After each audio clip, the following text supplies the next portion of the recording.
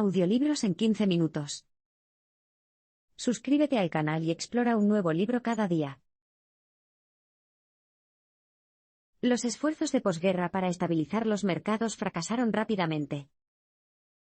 Antes de la Segunda Guerra Mundial, las finanzas globales estaban relativamente desreguladas. El dinero fluyó rápidamente entre las naciones, desestabilizó las monedas y provocó pobreza y un malestar social generalizado, ambos factores que provocaron el estallido de la guerra. Años más tarde, con la victoria a la vista, las potencias aliadas centraron su atención en evitar que esta situación se repitiera. Para ello, decidieron que el valor de las monedas nacionales ya no estaría determinado por las fluctuaciones del mercado. En cambio, estarían vinculados al dólar estadounidense, cuyo valor estaba vinculado a las reservas de oro estadounidenses, una fuerza estabilizadora. Los aliados también acordaron que, en el futuro, el dinero solo se permitiría viajar al extranjero en forma de inversiones a largo plazo. Las inversiones internacionales riesgosas a corto plazo estaban estrictamente prohibidas. Fue un movimiento audaz y efectivo, pero no iba a durar. El mensaje clave aquí es, los esfuerzos de posguerra para estabilizar los mercados fracasaron rápidamente. Estas nuevas regulaciones financieras internacionales funcionaron bien durante un tiempo. Pero en poco tiempo, los banqueros empezaron a aprovechar las lagunas de las nuevas leyes. Por ejemplo, si bien el gobierno de los Estados Unidos supervisó los bancos estadounidenses y reguló sus préstamos para garantizar la estabilidad, no pudo interferir con los dólares que se almacenaban en el extranjero. Como resultado, los banqueros de Londres podían hacer lo que quisieran con los dólares que controlaban, al gobierno británico simplemente no le importaba. Esta moneda desarraigada pasó a conocerse como eurodólares, y podía fluir entre países como en los viejos tiempos.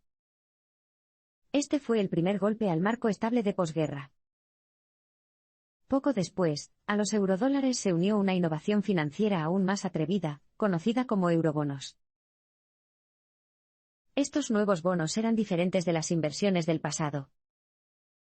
Mediante una planificación inteligente y una ingeniosa negociación con las autoridades europeas, los banqueros dieron a este nuevo tipo de inversión toda una serie de características atractivas. Para empezar, los beneficios obtenidos con los eurobonos estaban libres de impuestos, pero eso no es todo. En el pasado, las instituciones que emitían bonos tenían que registrar los detalles personales de quienes los compraban. Los eurobonos suprimieron esta restricción. De hecho, los eurobonos no estaban vinculados en absoluto a personas físicas, las instituciones emisoras simplemente daban a los compradores un cupón para que lo canjearan cuando hubiera transcurrido el plazo del préstamo. Esto los hizo enormemente atractivos para las personas que buscaban esconder su riqueza.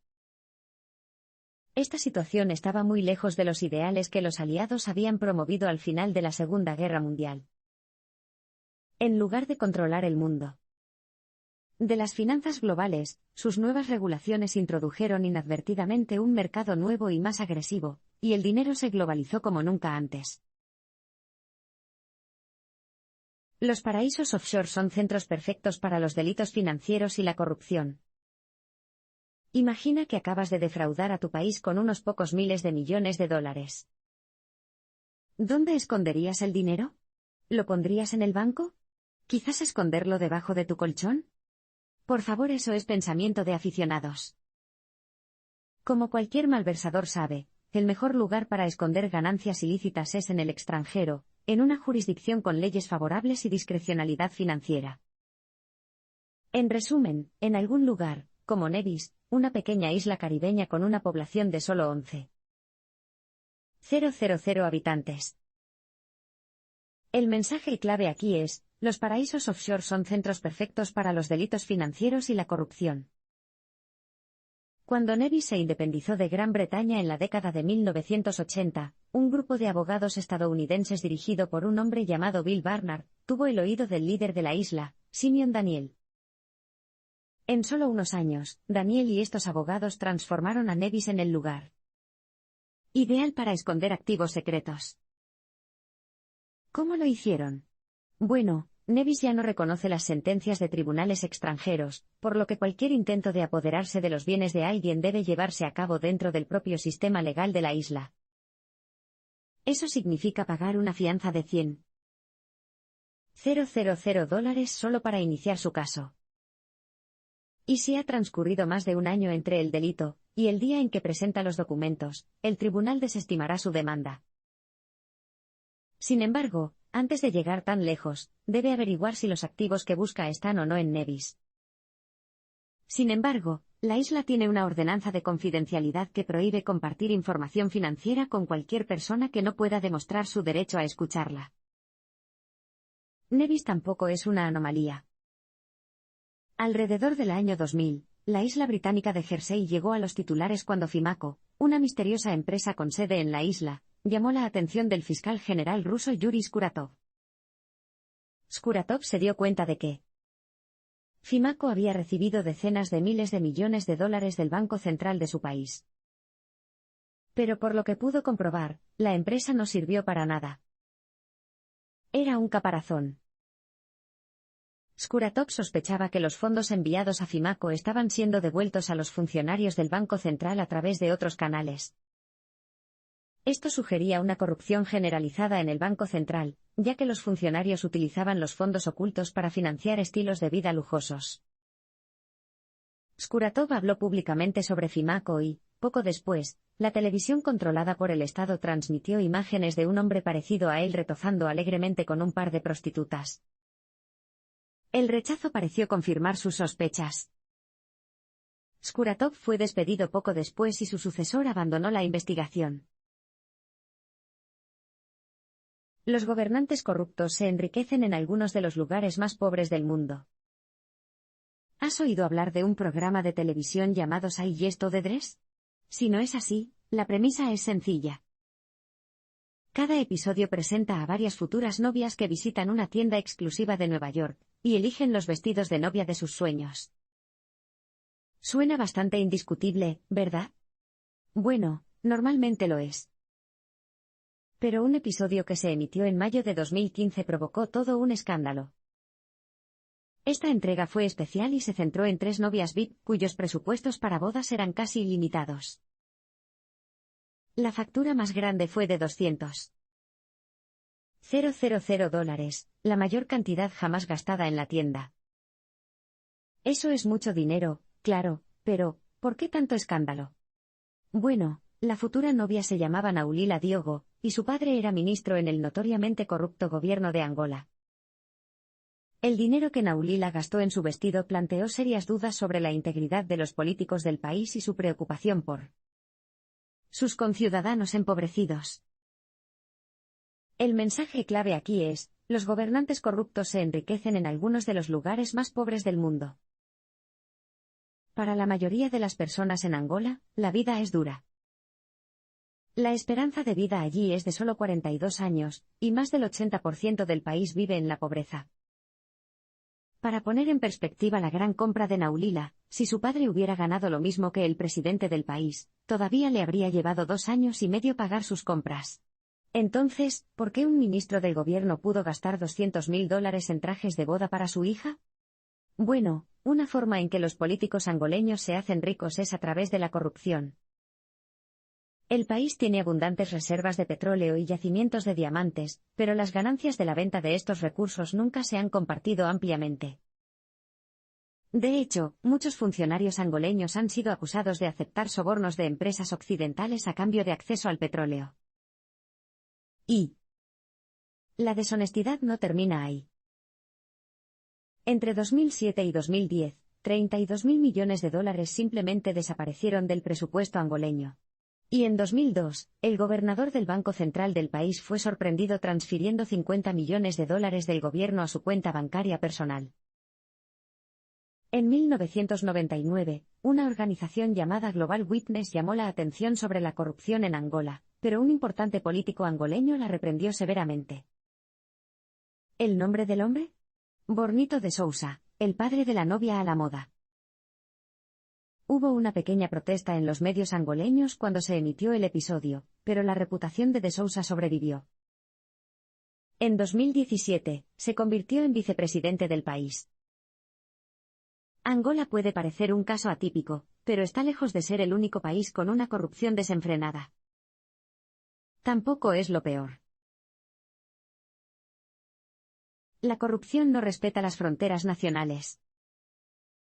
Si tienes la suerte de vivir en un país relativamente libre de corrupción, es fácil imaginar que los escenarios descritos en estos parpadeos están alejados de tu mundo. Digamos que vive en el Reino Unido, por ejemplo. A diferencia de Rusia o Angola, el Estado de Derecho en el Reino Unido es férreo, y los negocios ilegales se extinguen rápidamente. ¿Cierto? Bueno. Sí y no. Una de las cosas notables de la cleptocracia, el gobierno de los corruptos, es que tiene una irritante habilidad para superar las fronteras nacionales. El mensaje clave aquí es, la corrupción no respeta las fronteras nacionales. ¿Quieres un ejemplo de corrupción que se extiende más allá de las fronteras? Bueno, sería difícil encontrar uno más claro que el asesinato en 2006 del residente del Reino Unido Edwin Carter, también conocido como Alexander Litvinenko. Litvinenko, un antiguo agente de la KGB, murió envenenado con polonio en Londres en noviembre de 2006. Ahora bien, el polonio no se encuentra en el mundo natural, lo que significa que es casi seguro que Litvinenko fue envenenado deliberadamente. ¿Por qué? Bueno, antes de emigrar al Reino Unido, Litvinenko descubrió una organización secreta del gobierno ruso dedicada a asesinar a políticos y empresarios problemáticos. Cuando llegó a Londres, Litvinenko siguió compartiendo información sobre los cleptócratas con investigadores privados. La información que proporcionó sobre un peligroso magnate y político ruso llevó al fracaso de un acuerdo multimillonario que el hombre estaba planeando. Y eso, al parecer, es lo que selló su destino. En 2 meses, Litvinenko había muerto. Todos los indicios indicaban que 2 conocidos suyos, que lo visitaron en Londres justo antes de que cayera enfermo, eran los responsables del asesinato. Sin embargo, los hombres habían regresado a Rusia cuando Litvinenko murió, y su gobierno se negó a cooperar con la investigación británica. De hecho, uno de los sospechosos, un hombre llamado Lugovoy, pronto recibió una medalla por servicios a la patria, y también ganó un lugar en el Parlamento ruso. Como si esto no fuera suficiente, le envió a uno de los amigos de Litvinenko una camiseta en la que se leía, en un inglés un poco incómodo, Polonio 210. La muerte nuclear está llamando a tu puerta. Parecía claro que la orden de asesinar a Litvinenko provenía de altos cargos del gobierno ruso. Tampoco fue un incidente aislado, ha habido muchos otros asesinatos en el Reino Unido con indicios de la participación de Rusia. Sin embargo, si bien las fronteras nacionales no han podido detener estos delitos, sí representan obstáculos para las investigaciones. Hasta ahora, las autoridades rusas se han negado a jugar a la pelota. Cada vez más, parece que no existe un lugar seguro para exponer los crímenes de los cleptócratas.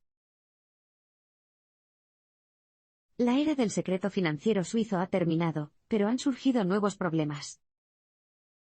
En 2007, un banquero llamado Bradley Birkenfeld se ganó una sentencia de 40 meses de prisión, y depositó más de $100 millones en un solo movimiento. ¿Qué hizo Birkenfeld? Habló a las autoridades estadounidenses sobre su participación en un enorme plan suizo de evasión fiscal que privaba al Tesoro de los Estados Unidos de $100.000 millones en ingresos fiscales cada año. Como denunciante, Birkenfeld tenía derecho a una parte de ese dinero. Pero como no fue del todo honesto acerca de sus propias acciones, también terminó en la cárcel. En el pasado, los bancos suizos habían cooperado con sus clientes para ocultar activos a las autoridades estadounidenses. Pero después de las revelaciones de Birkenfeld, todo cambió. El mensaje clave aquí es, la era del secreto financiero suizo ha terminado, pero han surgido nuevos problemas.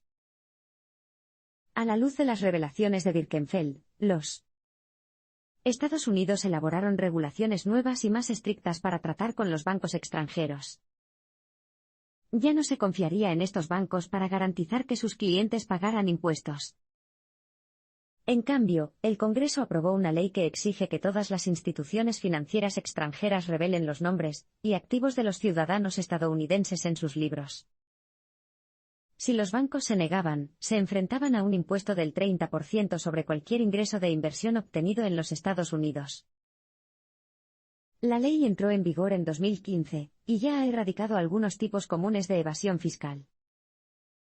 Sin embargo, el nuevo sistema está lejos de ser perfecto. Tomemos como ejemplo el Common Reporting Standard, o CRS, la joya de la corona del sistema que analiza los activos ocultos en todo el mundo. En muchos sentidos, es un paso en la dirección correcta. En el pasado, los gobiernos intercambiaban los detalles de las cuentas financieras solo a pedido. Ahora, los países que participan en el CRS lo hacen automáticamente. Esto hace que sea mucho más fácil identificar a cualquier persona que intente evadir impuestos. Pero hay un problema. Como hemos visto, algunos de los países más pobres del mundo, lugares como Angola, obtienen ganancias ilícitas a una velocidad alarmante. Sin embargo, incluso con una montaña de información financiera a su disposición, muchos de estos países simplemente no pueden revisar las bases de datos en busca de irregularidades financieras. Con sus presupuestos ya limitados, simplemente carecen de la mano de obra necesaria para perseguir a los evasores de impuestos sofisticados. Es más, un país poderoso no publica datos de acuerdo con el CRS. Y no es un paraíso fiscal típico, son los Estados Unidos. Si bien los bancos extranjeros tienen que informar a los Estados Unidos sobre sus clientes estadounidenses, los bancos estadounidenses no tienen que devolverles el favor. Como descubriremos en un abrir y cerrar de ojos, esto convierte a los Estados Unidos en un paraíso fiscal cada vez más atractivo. Muchos estados de EU se están convirtiendo en paraísos fiscales internacionales. Algunos países son conocidos como paraísos fiscales, Suiza, obviamente, y las Islas Caimán. Pero cuando buscamos un lugar donde esconder miles de millones mal habidos, pocos de nosotros pensaríamos en el estado estadounidense de Dakota del Sur. Pero debemos hacerlo. ¿Por qué? En una palabra, fideicomisos. Un fideicomiso implica transferir sus activos a un fideicomisario, una persona o una institución que siga las instrucciones que usted estableció cuando hizo el acuerdo. Antes del escándalo bancario suizo de 2007, los fideicomisarios de Dakota del Sur tenían 32.800 millones de dólares. Solo una década después, tenían 226.000 millones de dólares, 7 veces más en 10 años. Dakota del Sur no es el único estado que abusa de los fideicomisos. De hecho, es otro estado que realmente fue pionero en esta práctica, Nevada. El mensaje clave aquí es, muchos estados de EU se están convirtiendo en paraísos fiscales internacionales.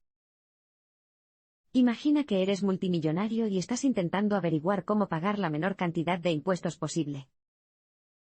Has oído cosas buenas sobre las leyes de Nevada, pero, ¿qué ofrece exactamente la sede de Las Vegas a alguien en tu situación financiera? Bueno, primero que nada, Nevada permite crear fideicomisos que duran 365 años.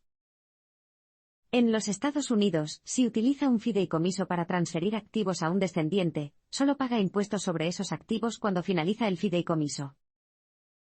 Cuando un fideicomiso dura 3 siglos y medio, también lo hace su evasión fiscal.